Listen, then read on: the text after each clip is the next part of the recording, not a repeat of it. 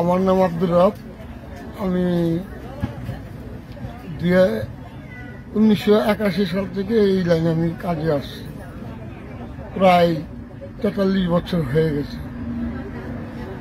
তো সিনেমা যখন সোনালী যুগ ছিল, অনেক সুন্দর কাজ কাম ছিল, অনেক কিছু ছিল, অনেক আনন্দ, সরকারি কাজ, বিভিন্ন কাজ নিয়ে আমার কাজের সুখ, অনেক সুনাম ছিল। কাজ করতেছি রাত দিন 24 ঘন্টা, জীবনটা অন্যরকম ছিল, শিল্পময় ছিল। তারপর আস্তে আস্তে আস্তে আস্তে মনে করেন আমরাও কাজের প্রতি হলাম, মনে করছি ডিজিটালটা গ্রাস করবে না আমাদেরকে, এই শিল্পটাকে গ্রাস করবে না। যে কিনা এমন রেট হয়ে গেছে, ঘরে ঘরে ডিজিটাল পাওয়া যায়। তখন আমাদেরকে আর আমাদের যে সিনেমা, রিক্সা সবই ডিজিটাল হচ্ছে। আমাদের যেই শিল্পীদেরকে কোনো কাজের নাই। 2005 সালে কাজটা সম্পূর্ণ বন্ধ হয়ে গেল।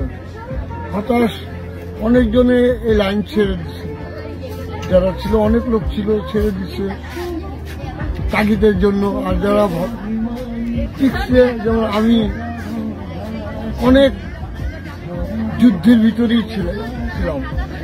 কারণ আমার তখন যখন আমার 2005 সাল, আমার ছেলে বেশি বড় না, বিভিন্ন স্কুল কলেজ, বিভিন্ন স্কুল কলেজে আমি আমার এই শিল্পটাকে তুলে ধরছি যে আপনারা করেন স্কুলে ওয়ালে, এইভাবে করার জন্য এইভাবে চলছে জীবন। তখন এই যে শিল্পকলা, বিভিন্ন চারুকলার যে বিভিন্ন সারা আছে, বিভিন্ন টেকনিকের কাজগুলি তাদের সাথে করি। এই যে দেখেন আমি এই ইতালিতে আসলাম, একমাত্র মনে করেন যে ইউনেস্কোতে স্বীকৃতি পাওয়া রিক্সা। তখন ওখানে তখন চিন্তা হলো যে সব শিল্পী যে শিল্পকলা মহাপরিচালক লাকি স্যার এটাকে প্রাধান্যতা দিচ্ছে যে এখানে এই শিল্পটা ভেনিস বিনালে লাগানো যায়। তখন আমাকে সে এখানে নিয়ে আসছে। আমার কাজ আপনারা দেখছেন, ওখানেও দেখেছেন। আমি প্রাণ দিয়ে যত চেষ্টা করি যে আমার যত ভালো হয়, আমি চেষ্টা করি কাজটাকে করে। সামাজিক অনেক বাধা, যেমন আমাদের জীবনে এখন আপনি জানেন অনেক বাধা। আগে কিন্তু অনেক শিল্পকর্ম মানুষের ঘরে রাখতে, এখন আস্তে আস্তে দুনিয়া মডেল হচ্ছে, দুনিয়া ডিজিটাল হচ্ছে। তা আমাদের যেমন একটা ধিমে গেছে, আমাদের সমাজ ব্যবস্থাটা একটা ধিমে গেছে। কেন?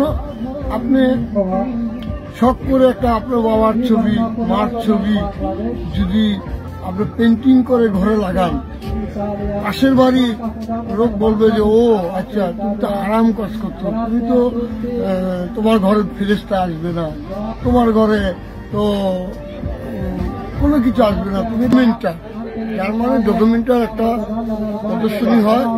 ওই প্রজেক্টে আমি জড়িত ছিলাম 6 মাস, 5 মাস ঢাকা ওই প্রজেক্টে কাজ করছি।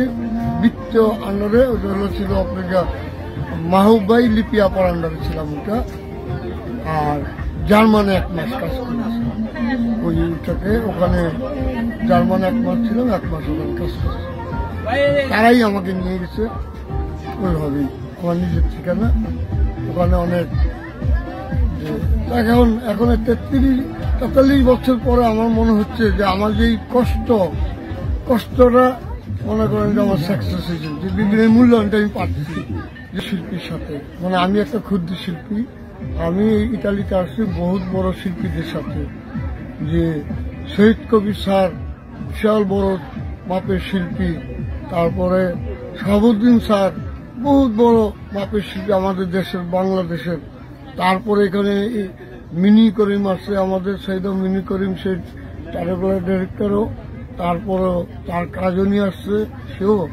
এখানে 21 পদপ্রাপ্ত শিল্পী শাহজাহান আহমেদ বিকাশ, তার সারের কাজ বিশাল বড় সে কাজ করে।